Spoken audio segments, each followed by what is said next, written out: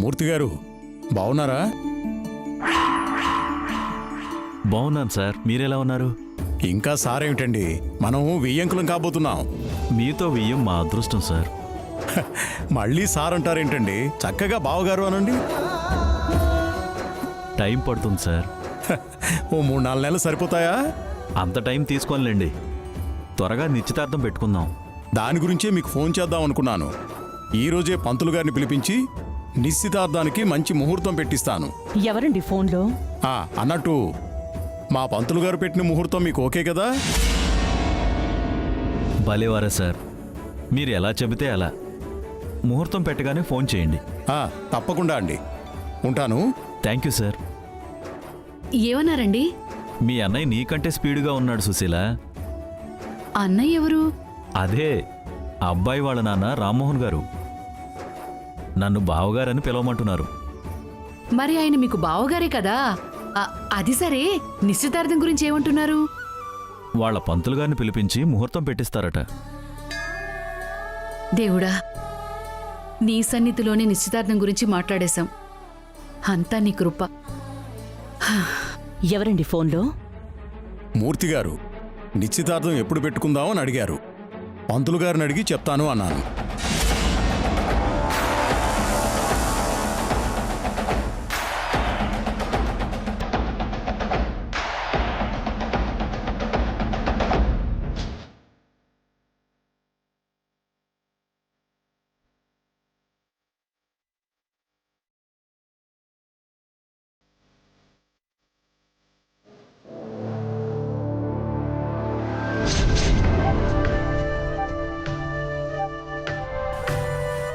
అయిపోయింది వదినా, అయిపోయింది. నీ పెద్దరికం పేక మెడలా కూలిపోయింది. ఇప్పుడేమైంది? ఏమైందా? ఎంత అమాయకురాలివి వదినా. నిన్న మొన్నటి వరకు మూర్తి ఎవరికి ఫోన్ చేశారు? నాకు. మరి ఇప్పుడెవరికి చేశారు?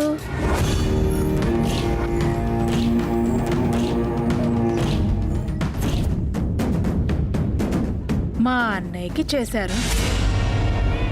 అంటే అప్పుడే నిన్ను పక్కన పెట్టేశారన్నమాట. ఇక నీ అవసరం మూర్తి వాళ్ళకి లేదన్నమాట. ఇక నువ్వు ఆటలో అరటిపండవన్నమాట.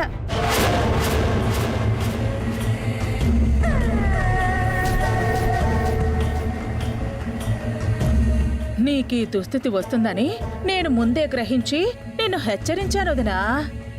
నువ్వు నా మాటల్ని తేలిగ్గా తీసుకున్నావు. అసలు ఈ పెళ్లికి ఆ అమ్మాయి ముందు ఒప్పుకోలేదు. తర్వాత ఒప్పుకున్నప్పుడే అనుకున్నాను ఆడవాళ్ల డామినేషన్ మొదలవుతుంది అని. నువ్వు అర్థం చేసుకుని ఉండాలి. ఇక ఇప్పుడంతా వాళ్ళిష్టమే. నీ ఇష్టాలతో వాళ్ళకి పనిలేదు. నా కళ్ళ ముందే నీ గౌరవం గంగలో కలిసిపోతోంది. ఇది చూడటానికైనా నేను బతుకున్నాను. నాకు వెంటనే చావొస్తే బావుండు. నేనేం చెయ్యాలరా భగవంతుడా, నేనేం చెయ్యాలి? ఇప్పుడు నేనేం చేయాలో చెప్పొద్దునా? చేయడానికి ఏముంది వదినా, చేతులు కట్టుకొని చూస్తూ ఉండటమే. ఏంటో ఒక పని చేయ వదినా. ఏంటది? నిశ్చితార్థానికి ముందే అబ్బాయి అమ్మాయి జాతకాలు చూడాలని అన్నయ్యతో చెప్పు. ఎందుకు? ఎందుకంటే అమ్మాయి మొగుడు అర్ధాంతరంగా చచ్చిపోయాడు. ఇటు మన అభి పెళ్ళాము అర్ధాంతరంగా చనిపోయింది. జాతకాలు కలవకపోతే ఇలాగే జరుగుతుంది. నాకు అలాగే జరిగింది కదా. అందుకే వాళ్ళ జాతకాలు కలిసాయో లేవో చూడమని చెప్పొదినా.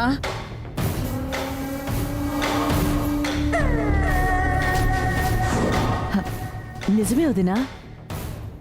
జాతకాలు కలవకపోతే ఈ పెళ్లి చేసే ఈ ప్రయోజనం లేదు. అనవసరంగా మళ్ళీ బాధపడాలి. అవునదినా, ఇప్పటికే నేను బాధపడుతూ ఉన్నాను కదా. నా బాధ ఎవరూ తీర్చలేరు అని చెప్పాను. నా కుటుంబం గురించి ఎంతగా ఆలోచిస్తున్నావు వదినా? ఎప్పుడు శుభమే పలుకుతావు. నువ్వు భర్త లేకపోయినా సుమంగళివే.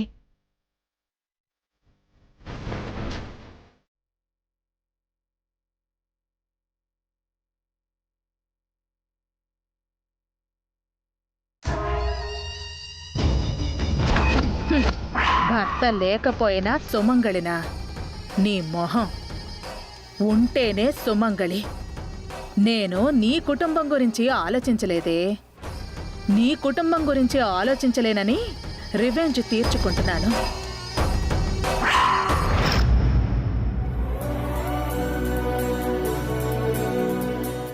సార్, ఇది చాలా పెద్ద ఈవెంట్ సార్. ఇది కానీ సక్సెస్ అయిందంటే మీకు చాలా మంచి పేరు వస్తుంది సార్. సారీ సార్, ఇంతకుముందు మీరు చేసిన ఈవెంట్స్ సక్సెస్ కాలేదని కాదు సార్, మీరు చేసిన ప్రతి ఈవెంట్ సక్సెస్సే సార్.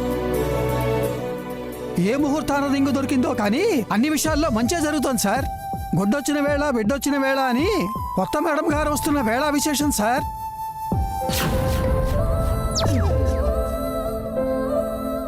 మూర్తి గారికి కాల్ చేయి. మీ మావయ్య గారికే సార్. చేస్తున్నాను సార్.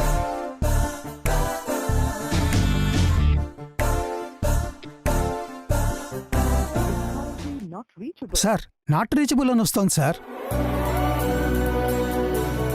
ల్యాండ్ లైన్ నంబర్ ఉంది కదా, దానికి చేయి. Okay sir.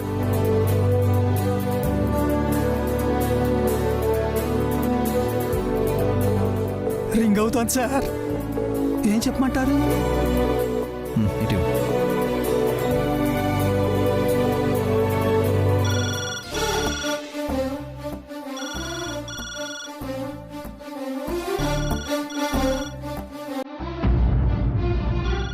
ఇంటికి తాళం వేసి అమ్మ నాన్న ఎక్కడికి వెళ్లారు? వాళ్ళ సంగతి తర్వాత. ఫోన్ రింగ్ అవుతుంది చూడు.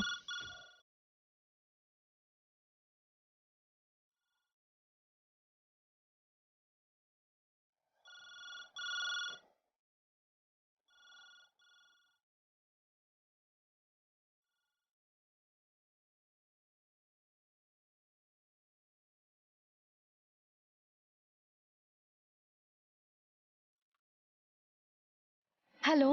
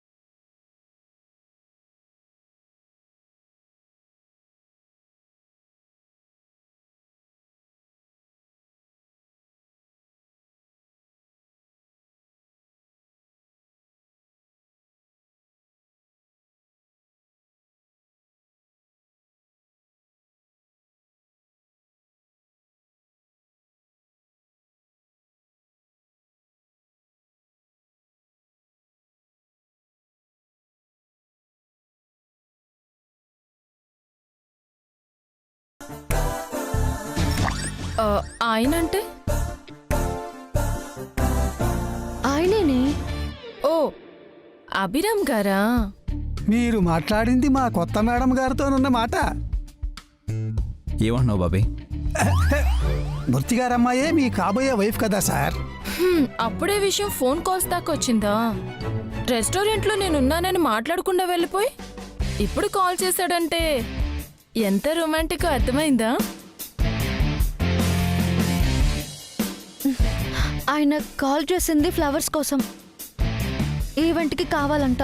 బాబీ, ఆ, నీకు చెప్పిన పని నువ్వు చేయి. Sir sir sir sir sir మీరు మరీ ఇంత బోరింగ్ ఏంటి సార్? కాబోయే వైఫ్కి ఫోన్ చేసి ఫ్లవర్స్ కావాలని అడుగుతారా ఎవరన్నా? కాబోయే లైఫ్ పార్ట్నర్తో బిజినెస్ మాట్లాడతారా ఎవరన్నా? మేడం ఏమనుకున్నారో ఏమో. ఖచ్చితంగా ఇది రొమాన్సే. ఫ్లవర్స్ వంకతో నేను ఫ్లాట్ చేస్తున్నాడు. హ్యాండ్సమ్లంతా ఇంతే వసు. ఏది డైరెక్ట్గా చెప్పరు. మరి ఎంత డైరెక్ట్గా ఎలా మాట్లాడారు సార్? అలా ఎప్పుడు సీరియస్గా ఉండకూడదు సార్. అప్పుడప్పుడు కాస్త రొమాంటిక్గా ఉండాలి. పువ్వుల్ని అమ్మాయిల్ని చూసినప్పుడు నవ్వాలి సార్. అంటే తను నిన్ను ఫాలో చేస్తున్నాడు అనుకుంటా. నీ మొబైల్కి కాల్ చేస్తే ఎక్కడ దొరికిపోతానోనని తెలివిగా సరిగ్గా మనం ఇంట్లో అడుగుపెట్టే టైంకి ల్యాండ్ లైన్కి కాల్ చేశాడు. అది ఆంటీ అంకుల్ ఇంట్లో లేని టైంలో. అది కాదే, ఆయనకి నా మొబైల్ నంబర్ తెలియదు. నిజంగా మీకేం తెలియదు సార్. కాస్త నా సీనియారిటీని వాడుకోండి సార్. అమూల్యమైన సలహాలు ఇస్తాను సార్. బాబీ, నా పర్సనాలిటీ చూసి ఓల్డ్ మ్యాన్ అనుకోకండి సార్. నాలో ఇంకా లవర్ బాయ్ ఉన్నాడు సార్. అర్జెంటుగా మీరు మేడం గారి మొబైల్ నెంబర్ తీసుకోండి సార్. మొబైల్ నెంబర్ తనకు తెలియదు కానీ ల్యాండ్ ఫోన్ నెంబర్ మాత్రం తెలిసిందా? అంటే నాన్నగారు ఆయనకి తెలుసు కదా. మరి అదేదో అంకుల్కే కాల్ చేయొచ్చు కదా, నీకెందుకు చేశాడు? నాకు కాదే, ల్యాండ్ లైన్కి ఫోన్ చేశారు. ముద్దు, నువ్వు లిఫ్ట్ చేస్తావని దీనికి చేశాడు. రొమాన్స్ అంటే ఇదే. నీకు స్టార్ట్ అయిపోయింది.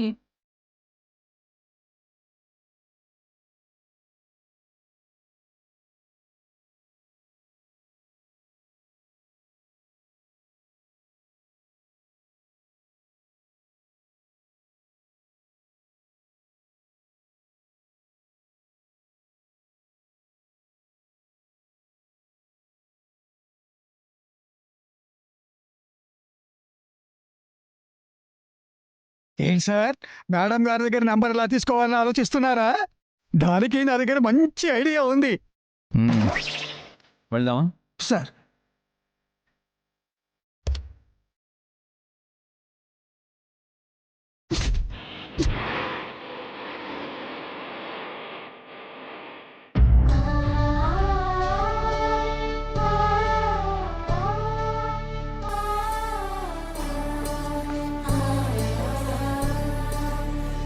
ఎక్కడికెళ్ళారమ్మా? గుడికెళ్ళొస్తున్నాం వసు. నీకు పెళ్లి కుదిరితే 101 కొబ్బరికాయలు కొడతానని మీ అమ్మ మొక్కుకుందమ్మా. ఆ మొక్కు చెల్లించొస్తున్నాం. ఏంటి, 101 కొబ్బరికాయలా? Oh my God! దానికే అంత ఆశ్చర్యపోతే ఎలా? ఈ పెళ్ళయ్యాక ఇంకో 101 కొబ్బరికాయలు కొడతానని మొక్కుకొని వచ్చిందమ్మా. ఏంటమ్మా అన్నేసి కొబ్బరికాయలు కొడితే నీ ఆరోగ్యం ఏం కావాలి? నీకు పెళ్ళైతే అంతకన్నా నాకేం కావాలి? ముందు నువ్వు ఈ బొట్టు పెట్టుకో. పింకీ,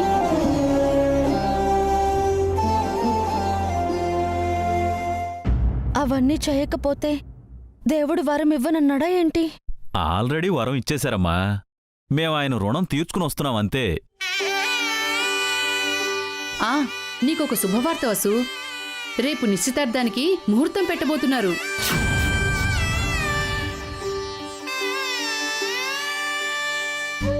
నిశ్చితార్థమా?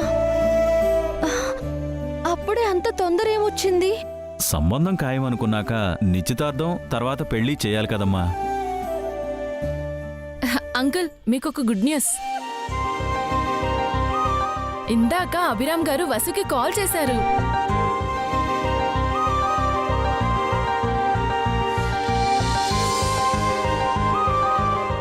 ఏంటి, అభిబాబు ఫోన్ చేశాడా? అతను నాకేం చేయలేదు, నాన్నకి చేశారు. అదొక వంక మాత్రమే ఆంటీ. వసుతో మాట్లాడాలని చేశారు. బాబు ఏం చెప్పాడమ్మా? ఏదో ఈవెంట్ ఉందంట, ఫ్లవర్స్ కావాలి అని చెప్పారు. అది కూడా ఒక సాకే అంకుల్. వసు వాయిస్ వినాలని అభిరామ్ గారికి ఆశగా ఉందేమో. నువ్వు లేనిపోనివన్నీ చెప్పకు. తప్పే ఉందమ్మా. కాబోయే భార్యతో మాట్లాడాలని ఏ మగాడికైనా ఉంటుంది కదా. నువ్వు కూడా ఏంటమ్మా?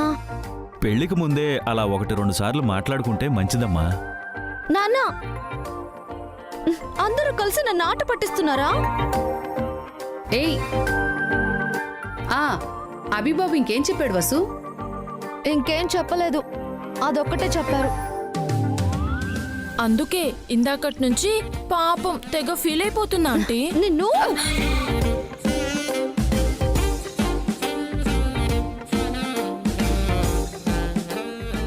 సరేనమ్మా, నేను ఒకసారి అభిరామ్ బాబుకు ఫోన్ చేసి కనుక్కుంటాను.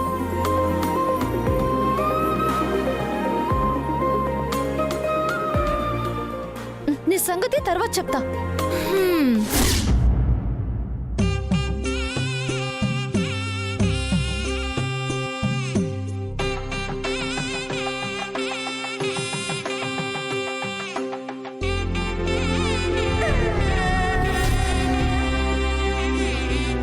పంతులు గారు, కొంచెం ఆలస్యమైనా పర్లేదు, మంచి ముహూర్తం చూడండి. అదే చూస్తున్నానయ్యా.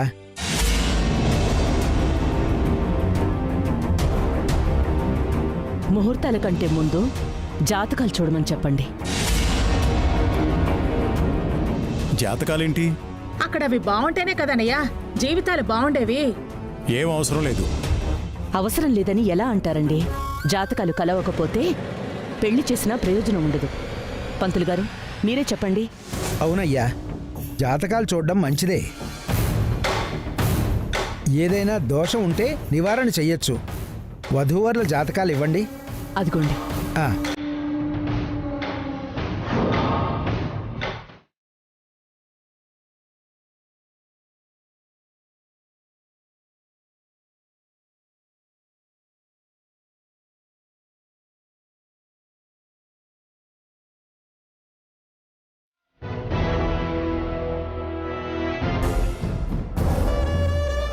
దేవుడా దేవుడా, ఎలాగైనా ఆ 2 జాతకాలు కలవకుండా చూడు. ఎలా అయినా ఈ జాతకాలు కలవాలి స్వామి. ఈ పెళ్లి త్వరగా జరగాలి. పంతులు గారు, లెక్కల్లో ఏదైనా హెల్ప్ కావాలంటే చెప్పండి, చేసి పెడతాను. అవి నువ్వు చేసే లెక్కల్లాంటివి కాదన్నయ్యా. ఏదైనా లెక్కలే కదరా.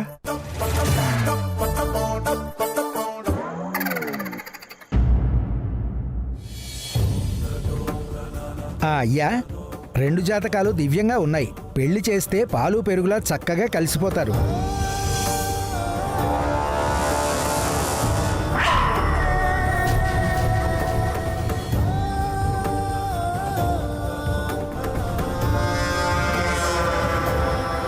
సచ్చినోడా, చావు కబురు చల్లగా చెప్పావు కదరా. పాలు నీళ్ళలా కలిసుంటారని చెప్పకపోతే ఉప్పు నిప్పులా ఉంటారని చెబితే నీ పిలకేం పోయిందిరా? దేవుడు నిర్ణయించిన సంబంధం పంతులు గారు, జాతకాలు కలవకుండా ఎలా ఉంటాయి? వీడొకడు అన్నిటికీ అడ్డు దూరతాడు. అఖిల్,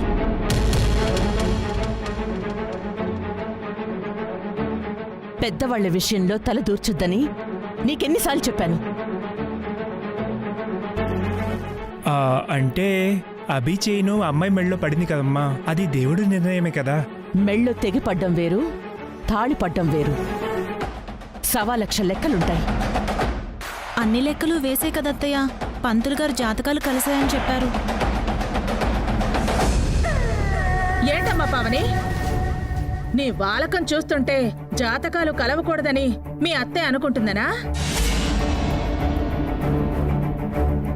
అయ్యో, నా ఉద్దేశం అది కాదు పిన్ని.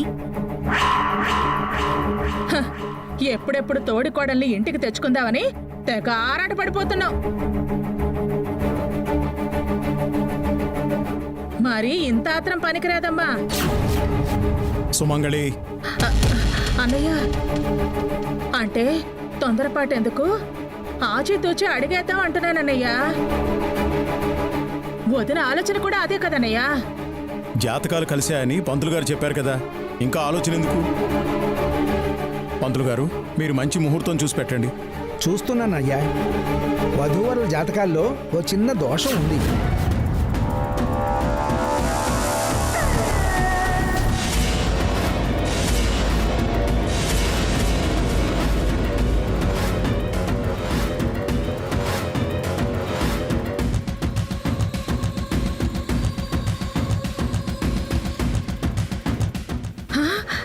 అమ్మయ్యా, నా ఆశ ఇంకా కొన ఊపిరితో ఉంది.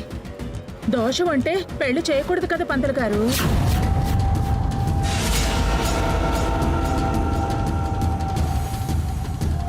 నాకు అలా చేస్తే నా మొగుడు నా పుస్తి తెంచి పుట్టుకుమన్నాడు.